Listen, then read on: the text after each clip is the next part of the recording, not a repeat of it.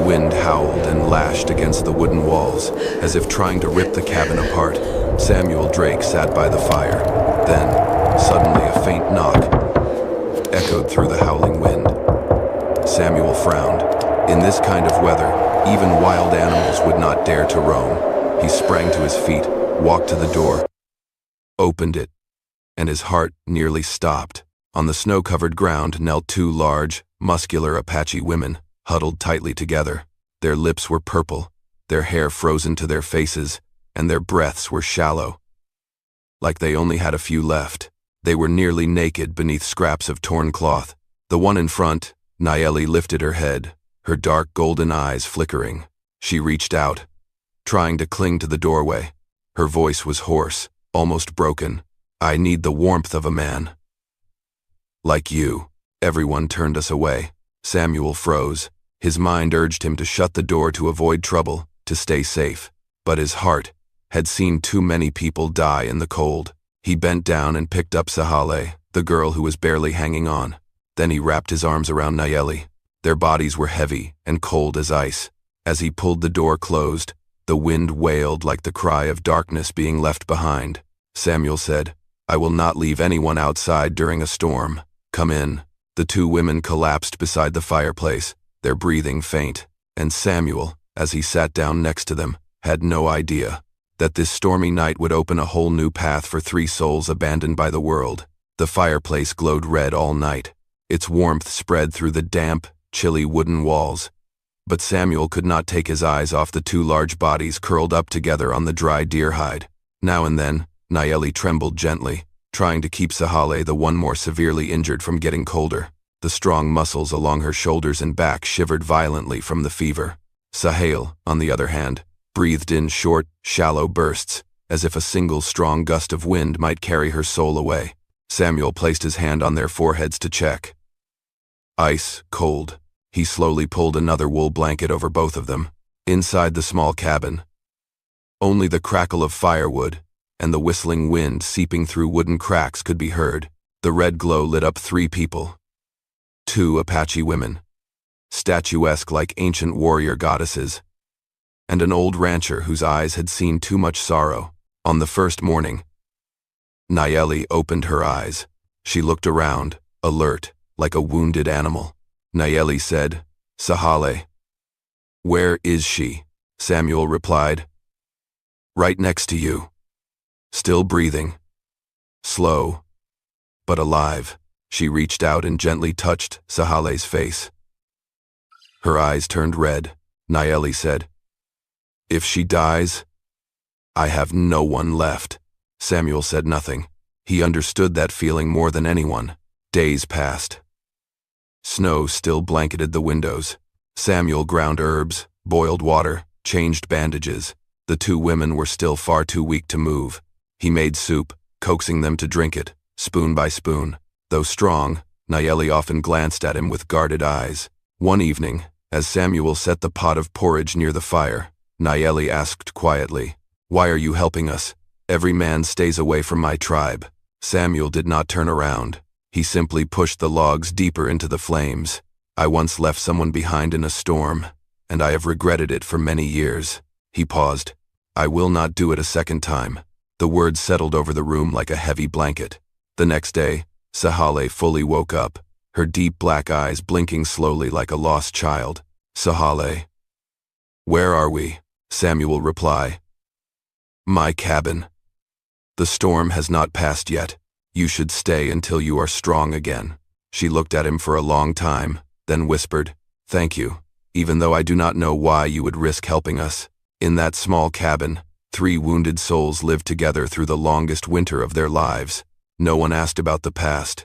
They simply shared the fire, the food, and the quiet presence of others who had once been cast aside by the world. Samuel did not know what was changing, but he could feel it clearly. In the warmth of the fire, something was slowly beginning to melt. The storm had not let up. Snow piled thick on the cabin's roof. Inside the wooden room, the warmth from the fire kept the three of them from shivering as they once had, but the silence was slowly becoming heavy. Sahale was now able to sit up, though a long gash still ran down her back. Nayeli was stronger, but her face always seemed to be holding something back. One gray afternoon, as Samuel was feeding more wood into the fire, Nayeli suddenly spoke. "Do you want to know why we were left outside to die?" Samuel did not turn around, but his eyes shifted toward them through the dim reflection in the mirror. "Only if you want to tell me." Sahale gently touched her sister's shoulder, as if asking permission. Then it was she, the calmer one, who began. "We are not criminals, but we were cast out from the tribe." Samuel. "Why?" A long silence followed. The two sisters looked at each other, an exchange full of years of pain. Sahale. "Because we could not give the chief a child. He is old, his strength is gone, but he blamed the women instead." Nayeli's voice trembled, her hands clenched into fists. The muscles on her strong arms flexed, like trying to hold back her rage. "They said we had no worth, that we did not carry the tribe's blood, that we were not worthy to stay." Sahale lowered her head, her voice barely a whisper. "They said we were a bad omen, not allowed to exist in winter." Samuel tightened his grip on the piece of firewood. He knew too well the feeling of being pushed away from a place you once belonged. "Samuel, it was not your fault, Nayeli. But the whole tribe believed it was. They beat us and drove us out. We ran for 2 days, with nothing but our lives." In that moment, Samuel saw it more clearly than ever. These two Apache women, despite their powerful muscles, despite their statuesque warrior-like bodies, carried in their eyes a pain deeper than any winter snow could match. Samuel set the firewood down and stepped closer. "Here, no one sees you as a curse. You are just people trying to survive." Nayeli looked at him for a long time. Her dark golden eyes, once filled with suspicion, now held something else, a small but real flicker of trust. Sahale said, "Are you not afraid of us, Samuel? If you wanted to hurt me, you would have done it the moment you woke up." The two sisters looked at each other, then let out a soft laugh, the first laugh in the cabin since the day they arrived. Outside, the wind still howled, but inside the small room, a truth had just been spoken, and it was like a piece of ice had melted. 3 days later, the snowstorm began to ease. The wind no longer howled, it was now just a soft chill, like winter breathing a quiet sigh. Through the foggy window, Samuel saw a faint glimmer of sunlight behind the thick curtain of clouds. Nayeli stepped up beside him, a thick blanket draped around her shoulders. "The snow is starting to melt," Samuel replied. "Yes. This winter came faster than any I can remember." She tilted her head to look at him, her eyes calm but holding something deeper, something hard to name. Over the past few days, the cabin had become more than just a place to wait out a storm. It had become a shelter for 3 hearts, slowly learning to heal. Sahale laughed more. Nayeli let down her guard, and Samuel felt this house a little less empty. That morning, while the 2 women still slept, Samuel closed the cabin door, threw on his leather coat, and stepped outside. The snow still reached his knees, but he walked far out behind the pine trees, to a place where the remains of an old foundation still lay. He stood there for hours in silence, then began to rebuild, plank by rotting plank. The steady sound of a hammer echoed across the white landscape, like a quiet declaration he could not yet say out loud. By afternoon, when the snow had stopped falling, Nayeli and Sahale found him standing in the middle of a rough wooden frame. Sahale said, "Samuel, what are you doing?" He set down the hammer and wiped his forehead. "Samuel, building an extra room." Nayeli stepped closer, her hand brushing the new wood, the breeze lifting strands of her hair. "Nayeli. For who?" Samuel looked at them, 2 strong, towering women. Yet in their eyes was a kind of vulnerability he had never seen in anyone else. "For the 2 of you. Or, for the 3 of us, if you want to stay." They stood still. Melting snow dripped from the pine branches above, falling on their shoulders like quiet tears. "Sahale. Are you not afraid? Apache and white people. They are not meant to live together." Samuel shook his head. "I do not care what the world thinks. I only know this place is not just a shelter." Nayeli looked deep into his eyes, her voice low and raspy. "Then how long do you want us to stay with you, Samuel?" Until the snow falls again. Until spring comes. Until you decide to leave. Or never do. Sahale placed her hand on the fresh wood, smiling a gentle smile that looked almost out of place on her strong face. Samuel, we are not going anywhere. Nayeli stepped closer, standing beside him, her breath warm in the winter air. Nayeli said, "If you give us a place to begin again, we will call this place home." And right at that moment, the last patch of snow slid from the cabin roof, as if winter had finally given in, making way for something new. I am deeply grateful for your presence here. If this story brought back memories of dusty afternoons, of hoofbeats echoing in your heart, subscribe to my channel, so that each day we can sit together once more, and I will tell you another story from the West. The snow had stopped falling, but the chill still lingered in every crack of the wooden walls. Samuel's cabin had become the only place in the mountains that still held a rare trace of warmth. After building the extra room, something between the three of them began to shift, in a way that made Samuel pause in his work more than once. Breathing a little slower than usual, in the late afternoons, Sahale would sit on the porch, her large hands carefully sharpening Samuel's hunting knife. The pale sunlight touched her usually stoic face, and somehow, she looked gentler than ever. Nayeli, on the other hand, split firewood. Every swing of her axe was powerful and precise, the muscles in her shoulders moving clearly beneath the fur wrap she wore.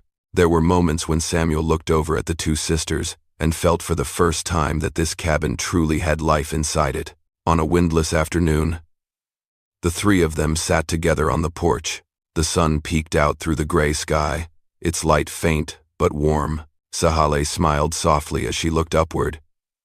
It has been a long time since the sun looked this beautiful. Samuel lifted his gaze in the same direction and replied slowly, "With people here, everything looks brighter. A die. A die.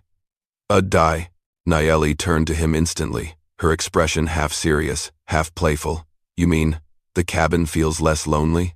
The question struck something deep inside Samuel. He did not answer. He simply exhaled.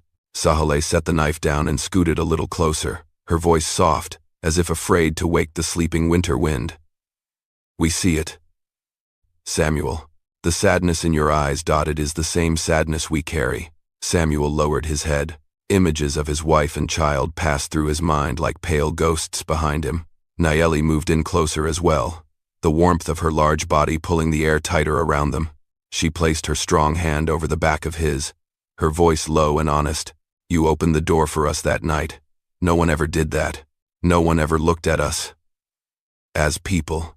Sahale leaned her head gently on Samuel's shoulder, so gently it made his heart tighten. "If it had not been for you, we would have died in the snow." Samuel looked at them both. Their eyes were as strong as the mountains, yet soft as melting ice. He spoke quietly, his voice deep and real. "I opened the door because I know what it feels like to be left outside in the cold night. No one deserves that." Nayeli gave his hand a gentle squeeze. Between the three of them, something was beginning to grow slowly, quietly, and there was no going back. Winter slowly began to retreat. Melted snow trickled down the cabin roof, each drop falling with a quiet rhythm, like the first breaths of life after a long frozen silence. The pine trees surrounding Samuel's home looked greener now, their branches no longer heavy with snow. Inside the cabin, the air had changed too in a way that words could not quite capture. It was no longer just three people living together to survive the storm. It felt more like a home. That morning, Samuel rose early. As he tended to the fire, he heard slow footsteps behind him. Sahale stood there, her hand resting gently on her stomach, her gaze distant. But in her eyes, there was something new, something like astonishment, tangled with hope. She touched his shoulder lightly, her voice soft as morning mist. "Samuel, something feels different inside me." From behind, Nayeli stepped forward, her expression just as strange. She placed a hand over her own belly, as if trying to make sure the feeling was not just her imagination. "Samuel," her voice was low and trembling, "something in us is not the same anymore." "Axi, manly, in 5. Samuel looked at them, Two tall, powerful women once cast out by their tribe as bad omens now stood before him with eyes full of confusion, like children facing something miraculous for the first time. He stepped closer and gently placed his hand over Sahali's. There it was, a warmth. Subtle. Small, but real. Samuel's breath caught in his throat. It might be. He did not finish the sentence. But all three of them understood. Nayeli turned to him, her voice husky. If this is real, then it is not the miracle of spring. It is yours. Samuel gently squeezed her hand, his eyes deep and calm. If there is life growing, then it is ours. It belongs to this family. Sahale laughed through her tears. A gentle, aching kind of laugh. I never thought I could belong anywhere, and now there might be an entire life waiting for me. Nayeli stepped in closer, her broad shoulders trembling with emotion. We were cast out for not being able to bear children, but here, we are being given a new beginning. Samuel looked at them both, then to the small cabin bathed in soft golden morning light, and in that moment, he knew. He was no longer a man trapped in old grief. He had two companions, and maybe soon, there would be small breaths joining them. Samuel placed his hands on both of their bellies, and said in a voice steady and strong, like the pine tree outside the cabin, "This is our family. No one can take that away. No one can cast us out ever again." Outside, the early spring sunlight poured through the cabin windows, like a blessing from the earth and sky. Just as spring touched the edge of the mountains, the past of the two women found its way to them. That day, the wind was still. The pine forest stood silent, as if holding its breath.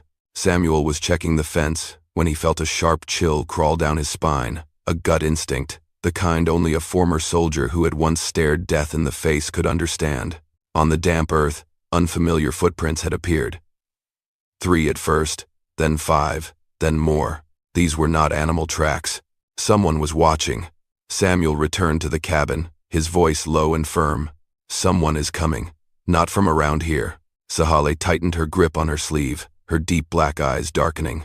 Nayeli glanced out the window, her gaze sharp as an axe blade. They've come for us.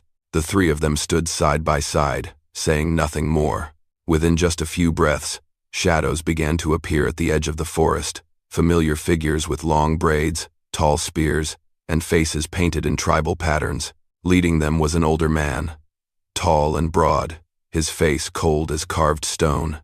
It was Chief Koa, the one who had cast out Nayeli and Sahale. Nayeli stepped out onto the porch, standing tall like the pine at the top of the hill. Her voice rang out strong, unwavering. "We do not belong to you anymore. We are not coming back." Chief Koa looked at her, then at Sahale, his eyes filled with pride, wounded pride, and the arrogance of a man used to obedience. "When I cast you out, I gave you the honor of dying with dignity in winter." He spoke each word like a blade, driven straight into the heart. "But you chose to live with a white man." Samuel stepped forward, standing between the two women, his voice calm and steady, but without a hint of fear. "They chose to live, and I will not let anyone take them." A warrior behind the chief stepped forward, his eyes burning with warning. But Sahale answered, her voice calm and sharp as ice. "If you came to take us back, you are too late. The day you drove us out, we stopped being yours." Nayeli added, her voice hard with resolve, "We have a new family now. And this time, no one will take it from us." Chief Koa looked at the three of them standing together. He looked into the eyes of the two women, eyes that once bowed to him, now solid as mountain stone. His grip tightened on his spear. His breath trembled, just for a moment. Samuel stood firm. "Leave," he said, his voice low but powerful, like thunder. "No one here belongs to you." The forest went still. The Apache warriors looked to their chief, waiting for his command. But instead of stepping forward, Koa turned away. He said nothing. They had come with threats, but they left in silence. As their figures disappeared into the pine woods, Sahale collapsed to her knees, exhaling a heavy breath. Nayeli placed a hand on her sister's shoulder, and Samuel stood shielding them both, like even if the sky fell, he would hold it up. A family had just passed its first great trial, And no one, not an old tribe, nor any storm could ever break them apart again.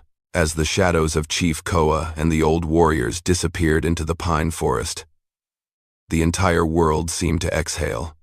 A spring breeze swept through, carrying the scent of warm pine and freshly thawed earth. The last bit of winter's snow slipped from the cabin roof, landing on the damp ground with a soft thud like a quiet knock marking the end of something. Samuel stood still on the porch, his calloused hands still trembling slightly from the tension. But when he turned around, he saw Nayeli helping Sahale to her feet. The two women leaning on each other like great trees that had survived the storm. Their eyes met his warm, trusting, and full of choice. Sahale spoke softly, her voice still tight with emotion. "You stood in front of us, even when it could have cost you your life." Nayeli stepped closer, her broad shoulders bathed in the light of the setting sun. "No one has ever done that for us. No one." Samuel said nothing. He simply stepped forward and placed a hand on both their backs, a simple gesture, yet full of meaning. "We made it through," he said, slow and steady. "And from this day on, no one will ever cast you out again." The evening passed in a strange, gentle stillness, not heavy, but warm, like the earth itself taking a breath. They shared a simple dinner: stewed venison, cornbread, and herbal tea. Every glance exchanged at that table felt lighter, brighter, as if spring was not only blooming outside but inside each of them. As the fire inside the cabin crackled higher, Sahale sat close to Samuel, placing her hand softly over his.